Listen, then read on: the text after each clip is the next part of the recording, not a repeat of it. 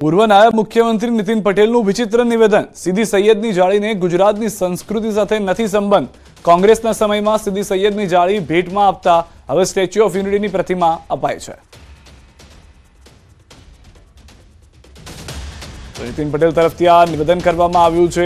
કયા સંજોગો, કયા સમયને ટાંકીને કરવામાં આવ્યું છે, કયા મુદ્દાને ટાંકીને કરવામાં આવ્યું છે, તેને લઈને અનેક તર્ક વિતર્ક થવા લાગ્યા છે। કોંગ્રેસની સરકારો હતી એટલે મારે કેવું ના જોઈએ, બહારથી મહેમાનો આવે ત્યારે શું ભેટ આપતા હતા? સીદી સૈયદની જાળી। હવે પેલી જાળી અમદાવાદમાં છે ને, ઇતિહાસમાં ચોપડીઓમાં તમે જોયું હશે, આખા ગુજરાતને કઈ લેવા દેવા નહીં, ગુજરાતની સંસ્કૃતિને એની જોડે લેવા દેવા નહીં, આપણા સનાતન ધર્મને એની જોડે લેવા દેવા નહીં, પણ પરદેશથી કે બહારથી કોઈ મહેમાન આવે એટલે કોંગ્રેસના નેતાઓ એ સીદી સૈયદની જાળી એને ભેટ આપતા હતા। હવે એ બધું બદલાઈ ગયું। સ્ટેચ્યુ ઓફ યુનિટી, સરદાર વલ્લભભાઈની પ્રતિમા બધા ભેટ આપે છે। મહિલા પીએસઆઈ બાદ હવે ગોરધન ઝડફિયાની પાટીદાર સમાજને ટકોર। મહેસાણાના કડીમાં યોજાયેલ સમૂહ લગ્નમાં આપી શીખ, બાપ દાદાની જમીન ઓડી ગાડી લેવા માટે ન વેચતા, પેટ માટે જરૂર પડે તો જમીન વેચજો। સમાજમાં હવે સંસ્કારની જરૂર છે। સંસ્કાર વિનાની સંપત્તિ કોઈ દિવસ પરિવારને સુખી નહીં કરે। રાવણ પાસે તો સોનાની લંકા હતી તો પણ તે સુખી નહોતો। પાટીદાર સમાજને સંસ્કારથી ઓળખ મળી છે। ગામડાઓમાં હવે ખેતી ઉપર નિર્ભર રહી શકાય તેવું નથી, હવે શિક્ષણ ઉપર ભાર મૂકવાની જરૂર છે। ગામડાઓમાં કોઈ છોકરી આપવા તૈયાર નથી તેવી સામાજિક સ્થિતિનું નિર્માણ થયું છે। આપણે બધા ભાગ્યશાળી છીએ કે આપણને એવા સંસ્કારો મળ્યા છે અને જમીન તો આપણે હવે કાઢવા માંડ્યા છે। રોડ પર છે એટલા મળે છે। આપણા બાપ દાદાએ જરૂર પડે તો વેચે, વાંધો નથી। આપણા બાપ દાદાએ ગીરો મૂકી હશે, જમીન દાગીના વેચ્યા હશે, પણ માને વેચવાનું પાપ નહોતું કર્યું અને એના કારણે આપણને વારસામાં મળી છે। પેટનું પૂરું ના થાય તો વેચો, વાંધો નહીં, પરંતુ ઓડી ગાડી લેવા માટે મહેરબાની કરીને ના વેચતા। સંસ્કારની જરૂર છે અને સંસ્કાર વગરની ગમે તેટલી સંપત્તિ હશે,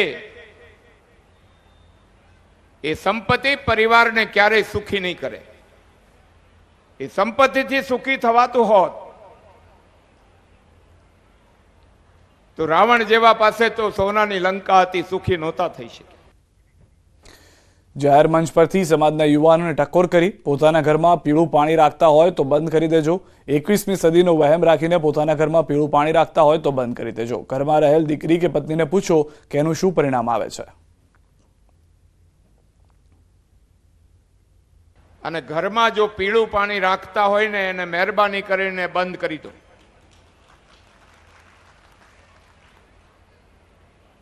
કદાચ તમને એવું લાગતું હશે તમે 21મી સદીમાં ગયા, પણ એ દીકરીને પૂછી જુઓ, એના પત્નીને પૂછી જુઓ, એની દીકરી નાનકડીને પૂછી જુઓ, આનાથી પરિણામ શું આવે છે। વાડિયામાં એસટી બસ માર્ગ ઉપર બંધ પડી છે। બસ સ્ટેન્ડ પાસે બસ અચાનક બંધ થતા મુસાફરોએ બસને ધક્કા લગાવ્યા। જામનગર પોરબંદર રૂટની બસ હોવાનું સામે આવ્યું। બસ બંધ થવાથી મુસાફરો હેરાન થયા। સમગ્ર ઘટનાનો વિડીયો થયો વાયરલ। શરૂ રોપવે પ્રોજેક્ટ ગિરનારને ફળ્યો છે। અત્યાર સુધીમાં 32 લાખ લોકો રોપવેથી ગિરનારની લઈ ચૂક્યા છે મુલાકાત। ગિરનારની મુલાકાતે આવતા સહેલાણીઓમાં સૌથી વધુ 40% લોકો મહારાષ્ટ્રના છે। અંબાજી મંદિર અને દત્તાત્રેય ભગવાનના મંદિરે દર્શનાર્થે સહેલાણીઓ આવે છે। ગુજરાત ઉપરાંત રાજસ્થાન, મહારાષ્ટ્ર સહિત અનેક રાજ્યોમાંથી પણ મુલાકાતીઓ આવી રહ્યા છે।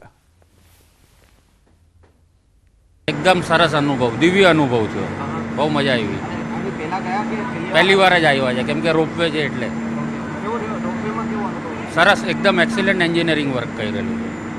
दत्त महाराज का जो मंदिर है तो उसमें काफ़ी वो बिलीव रखते हैं और वो आते हैं, हर महीने आते हैं। कुछ लोग हर पूनम पे आने वाले लोग हैं, कुछ वहाँ से महाराष्ट्र से, तो अराउंड 40% के आसपास महाराष्ट्र से पब्लिक आती है। फिर उसके बाद जो राजस्थान से है सेकेंड नंबर वहाँ से आता है।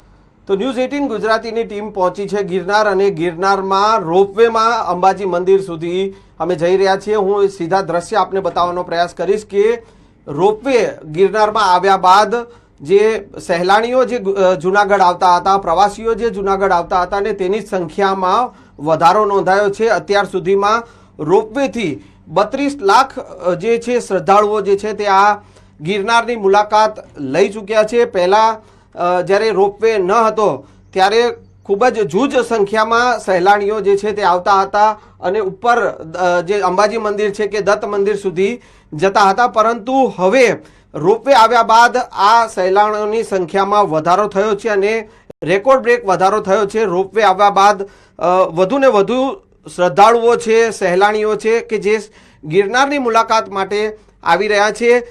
એક અંદાજ મુજબ જ્યારે રશ હોય ત્યારે 1 કલાકમાં 1000 જેટલા સહેલાણીઓ જે છે તે આ રોપવે મારફતે જે છે તે ઉપર અંબાજી મંદિર સુધી જતા હોય છે. દિવાળી હોય, ક્રિસમસ હોય કે નવરાત્રિ હોય કે તેવા અલગ અલગ તહેવારો જે છે તે તહેવારોમાં રોપવેમાં જે છે તે મુલાકાત માટે મુલાકાતીઓ આવી રહ્યા છે અને ધીરે ધીરે રોપવે બાદ આજે જૂનાગઢમાં અને ખાસ કરીને ગિરનારની મુલાકાતમાં સહેલાણીઓની સંખ્યામાં વધારો નોંધાઈ રહ્યો છે. કેમેરામેન હરીશ શર્મા સાથે સંજય ટાંક, ન્યૂઝ 18 ગુજરાતી, જૂનાગઢ. આજની પદયાત્રા માંડવી તાલુકામાં યોજાઈ રહેલા જળ, જંગલ, જમીન સંરક્ષણ પદયાત્રા યોજશે. અલગ અલગ મુદ્દાઓને લઈને આદિવાસી સમાજની યાત્રા. વિસ્તારમાં અભયારણ્ય પ્રોજેક્ટની 1ના વિરુદ્ધમાં માંડવી, ઉકાઈ વિસ્તારના વિસ્થાપિતોના ન્યાય માટે, માંડવી શુગરના ખાનગીકરણ વિરુદ્ધ અને હાઈવે નંબર 56માં આદિવાસીઓની જમીન સંપાદન વિરુદ્ધ આ રેલી યોજાઈ રહી છે.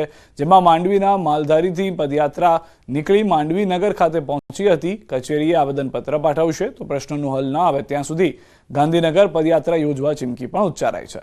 શહેરમાં લુખ્ખાગીરીના દ્રશ્યો વાયરલ થયા છે. સિગ્નેચર ગેલેરિયા કોમ્પ્લેક્સમાં યુવાનને ઢોર મારવામાં આવ્યો છે. 5 થી 6 શખ્સોએ પટ્ટા અને તમાચા માર્યા. શનિવારે રાત્રે ઘટના બની હતી. મારામારીનો વિડીયો વાયરલ થયો.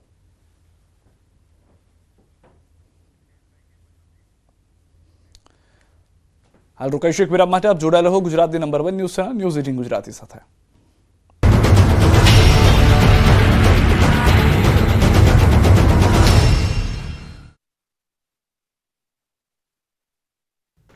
રાજ્યમાં સ્થાનિક સ્વરાજની ચૂંટણી દરમિયાન અનેક મતદાન મથકો પર ઈવીએમ ખોટવા હોવાની ફરિયાદ મળી. ચાલુ મતદાન દરમિયાન મતદાન મથકો પર ઈવીએમમાં ખામી સર્જાઈ, જેથી મતદાન મથકો પર મતદારોનો કલાકો સુધી રાહ જોવાનો વારો આવ્યો.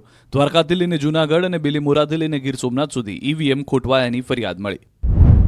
વલસાડ જિલ્લાના ધરમપુર પાલિકામાં મતદાનમાં વિલંબ થયો કેમ કે વોર્ડ નંબર 1 અને 4માં ઈવીએમ મશીન ખોટકાયું. વોર્ડ નંબર 4ના ઈવીએમનું બટન કામ ન કરતા મતદાન અટવાઈ પડ્યું હતું. ટેકનિકલ એરર આવતા મતદાન અટક્યું હતું. મામલતદાર અને ચૂંટણી અધિકારીઓએ સ્થળ પર પહોંચી ટેકનિકલ એરરનું નિરાકરણ કર્યું. આ તરફ નવસારીના બિલીમોરામાં પાલિકાની ચૂંટણીમાં ઈવીએમ મશીનમાં ક્ષતિ જોવા મળી. વોર્ડ નંબર 2ના બૂથ પર 5માં ઈવીએમ ગડબડીની ફરિયાદ. મતદાન ન થતું હોવાનો કોંગ્રેસે ઉમેદવારે આક્ષેપ કર્યો. કોંગ્રેસના ઉમેદવાર રામબાબુ શુક્લાનું બટન ઈવીએમમાં ન દબાતાનો હોબાળો થયો. આ બાજુ સુરેન્દ્રનગરના થાનમાં પાલિકાની ચૂંટણીમાં ઈવીએમ ખોટકાયું. થાન પાલિકાની ચૂંટણીમાં વોર્ડ નંબર 6માં ઈવીએમમાં ખામી સર્જાતા મતદાન રોકવામાં આવ્યું. ઈવીએમ મશીન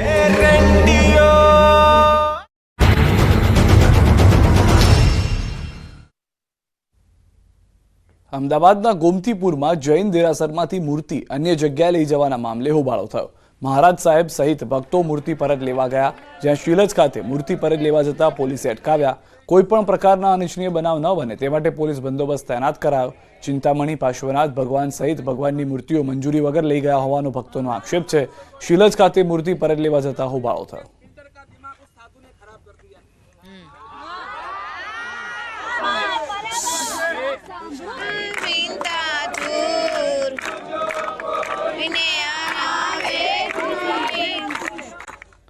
સચિવાલયમાં લાગી આગ. બ્લોક નંબર 7માં લાગી હતી આગ. એક ફાયર ફાઈટરની મદદથી તરત આગ પર કાબુ મેળવાયો છે. શોર્ટ સર્કિટના કારણે આગ લાગી હોવાનું પ્રાથમિક તારણ છે. બીજી વખત આ ઘટના બની છે કે જેમાં સચિવાલયમાં આગની ઘટના ઘટી છે. આની પહેલા પણ સચિવાલયમાં જ્યારે આગ લાગી હતી ત્યારે કેટલાક કાગળો બળી અને ખાક થઈ ગયા હતા. વધુ માહિતી ન્યૂઝ 18 સંવાદદાતા ગૌતમ પાસેથી મેળવીશું. ગૌતમ, કયા કારણોસર આગ લાગી, વધુ શું જાણકારી આગની ઉપર? ચોક્કસથી ગાંધીનગરના જૂના સચિવાલય જે છે તેમાં આગ લાગી હતી. બ્લોક નંબર 7માં જે છે ત્યાં આગ લાગી હતી ને એક ફાયર ફાઈટરે તરત આગ ઉપર કાબુ મેળવ્યો છે. જોકે શોર્ટ સર્કિટ ના કારણે આગ લાગી હોવાની બાબતો જે છે તે સામે આવી રહી છે. અગાઉ પણ આ જ પ્રકારની ઘટના છે તે ઘટી હતી, પરંતુ સમય સૂચકતા વાપરવાના કારણે આગ જે છે તે ત્વરિત કાબુમાં લેવાઈ ચૂકી છે. જી ગૌતમ, આ પહેલા પણ એક વખત સચિવાલયમાં આગની ઘટના ઘટી ચૂકી છે. આ વખતે કયા વિસ્તારમાંથી? કારણ કે પાછલી વખત એવું થયું હતું કે કેટલાક કાગળિયા બળી ગયા હતા. આ વખતે નુકસાની લઈને કોઈનો અંદાજ? ચોક્કસથી કોઈ નુકસાની એટલે કે જે આગ લાગી હતી ને ત્વરિત કાબુમાં કરી લેવાના કારણે કોઈ નુકસાની જે છે તે થઈ નથી, પરંતુ ગાંધીનગરનું જે જૂના સચિવાલય છે ને બ્લોક નંબર 7 જે છે તેમાં આગની આ ઘટના જે છે તે પ્રકાશમાં આવી હતી. આભાર ગૌતમ સમગ્ર માહિતી બદલ. પેટ્રોલ પંપ પર પોલીસ કર્મી અને માલિક વચ્ચે માથાકૂટ થઈ. પોલીસ કર્મી સાઉથ બોપલમાં આવેલા પેટ્રોલ પંપ પર ડીઝલ પુરાવા જતા હતા. પેટ્રોલ પંપ પાસે વારંવાર ગાડીમાં પંચર પડતું હતું. પોલીસ કર્મીને શંકા જતા અને પેટ્રોલ પંપ માલિકને રજૂઆત કરવા ગયો. પેટ્રોલ પંપ માલિકે પોતાની ઓળખ નિવૃત્ત ડીવાયએસપી જગદીશસિંહ ચુડાસમા તરીકે આપી હતી. બંને પક્ષો વચ્ચે ઉગ્ર બોલાચાલી થઈ હતી. સમગ્ર મામલો હાલ બોપલ પોલીસ મથકે પહોંચ્યો. પાલનપુરના તાજપુરામાં આવેલી પ્રયાગરાજ સોસાયટીમાં બાઇકની ચોરીનો બનાવ સીસીટીવીમાં કેદ થયો છે.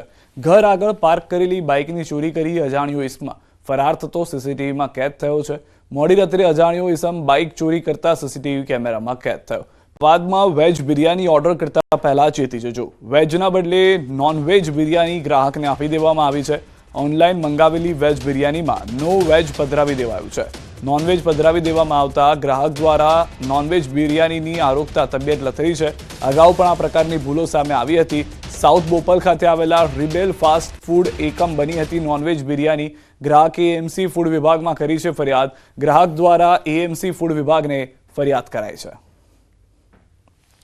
તો દ્રશ્યો આપ જોઈ રહ્યા છો. ગ્રાહકને ઉપર સ્ટીકર પણ જે છે તે વેજ બિરયાનીનું મારીને મોકલવામાં આવી રહ્યું છે. ગ્રાહકે ખાતા પહેલા એ પણ વિચાર્યું નહીં, કારણ કે ત્યાં વેજ લખેલું હોવાથી તેને બિરયાની આરોગવાની શરૂ કરી. પરંતુ જેવી બિરયાની આરોગતા વચ્ચે તેને ખ્યાલ આવ્યો કે આ તો નોનવેજ છે અને નોનવેજ હોવાને કારણે તેની તબિયત પણ લથડી હોવાની જાણકારી છે. ગ્રાહક તુરંત પહોંચે છે ત્યાં આગળ. એએમસીમાં પણ ફરિયાદ કરવામાં આવી છે. રેપ કેસના આરોપીઓને આજીવન કેદ. ગૃહ રાજ્યમંત્રી હર્ષ સંઘવીનું નિવેદન. માત્ર 130 દિવસમાં આરોપીઓને મળી છે સજા. પોલીસ અને કોર્ટનો આભાર. સંઘવીએ કહ્યું કે આરોપીઓને અંતિમ શ્વાસ સુધીની સજા મળી છે. માત્ર 130 દિવસમાં કોર્ટની અંદર કેસ ચાલીને આજે આ 3 આરોપીને અંતિમ શ્વાસ સુધીની સજા અપાવવામાં સુરત જિલ્લા પોલીસ અને પોક્સો કોર્ટને આ બદલ હું આભાર બી માનું છું. માફિયાઓનું સૌથી મોટું પાપ. મહિલાઓની સોનોગ્રાફી સમયના સીસીટીવી. યુટ્યુબ, ટેલિગ્રામ પર વિડીયો કર્યા અપલોડ. સાયબર માફિયાઓએ તસવીરો કરી અપલોડ. કેટલાક અપલોડેડ વિડીયોમાં ગુજરાતીમાં સંવાદ. વાયરલ વિડીયો ક્યાંનો તે તપાસનો વિષય. વિડીયો મૂકી રૂપિયા કમાવાનું કૌભાંડ. મેમ્બરશિપ આપી વિડીયો બતાવવાનું કારસ્તાન. સમગ્ર મામલાની સાયબર ક્રાઇમે શરૂ કરી છે તપાસ. સમગ્ર મામલે સાયબર ક્રાઇમે મોટો ખુલાસો પણ કર્યો છે. યુટ્યુબ અને ટેલિગ્રામ ચેનલના ક્રિએટર વિરુદ્ધ સાયબર ક્રાઇમે તપાસ શરૂ કરી છે. ગુજરાતી ભાષામાં સંવાદ છે એ અંગે તપાસ કરવામાં આવશે. વિડીયો ક્યાંનો અને કઈ હોસ્પિટલનો છે તે અંગે સાયબર ક્રાઇમ તપાસ કરી રહી છે. ટેલિગ્રામ ગ્રુપમાં કોઈ ગુજરાતીમાં સંવાદ નથી. ગ્રુપમાં સાઉથ ઇન્ડિયા સહિત અન્ય રાજ્યના લોકો જોડાયેલા છે. યુટ્યુબ પર અપલોડ થયેલા વિડીયોમાં ગુજરાતીમાં સંવાદ છે, જે અંગે ક્રાઇમ બ્રાન્ચ તપાસ કરશે. આ બંને આ જે યુટ્યુબ ચેનલ છે અને એ ટેલિગ્રામ ચેનલ છે, એ બંનેના જે ક્રિએટર છે એમની વિરુદ્ધમાં તપાસ ચાલુ કરી છે. પ્રાઇમા ફેસી અત્યારે એ ખબર પડે છે કે જે વિડીયો છે એમાં જે કોન્વર્ઝેશનમાં ગુજરાતી લેંગ્વેજનો ઉપયોગ થઈ રહ્યો છે, પણ કઈ હોસ્પિટલનો વિડીયો છે એ હજુ સુધી અમારા ધ્યાને નથી. એ બાબતની અમે આગળ તપાસ કરી રહ્યા છીએ. ગ્રુપમાં કોઈ ગુજરાતીમાં સંવાદ નથી મળેલો. જે ટેલિગ્રામનો યુટ્યુબમાં જે વિડીયો પોસ્ટ કરેલો છે એમાં જે પેશન્ટ છે અને જે નર્સ હોય છે એમને જે બે કોન્વર્ઝેશન છે એ ગુજરાતીમાં છે. આ જે ગ્રુપ છે ટેલિગ્રામનું, એમાં સાઉથ ઇન્ડિયાના બી અમુક વિડીયો હોવાનું ક્લેમ કરે છે. વિડીયો એમાં કોઈ અત્યાર સુધીમાં વિડીયોમાં લિંક નથી આવી, ખાલી સ્નેપશોટ મૂકેલા છે. તો સાયબર માફિયાઓ કોણ છે, કોણ આ વિડીયો લાવતું હતું, કેટલા લોકો આમાં સંડોવાયેલા છે, તમામ મુદ્દે તપાસ થઈ રહી છે.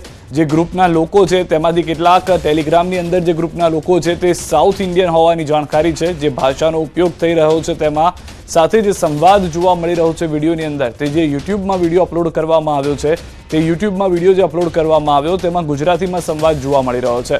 હવે આ જે પણ હોસ્પિટલના વિડીયો છે એ કઈ રીતે લીક થયા એ પણ મોટો સવાલ છે. શું હોસ્પિટલના કેટલાક લોકોએ જાણી જોઈને આ વિડીયો સીસીટીવીમાં જે હતા તે લીક કર્યા છે, કે પછી સાયબર એટેક થયો અને હોસ્પિટલના સીસીટીવી વિડીયોઝ જે છે તે વાયરલ થઈ ગયા? આ તમામ મુદ્દે સાયબર ક્રાઇમ તરફથી તપાસ શરૂ કરવામાં આવી છે.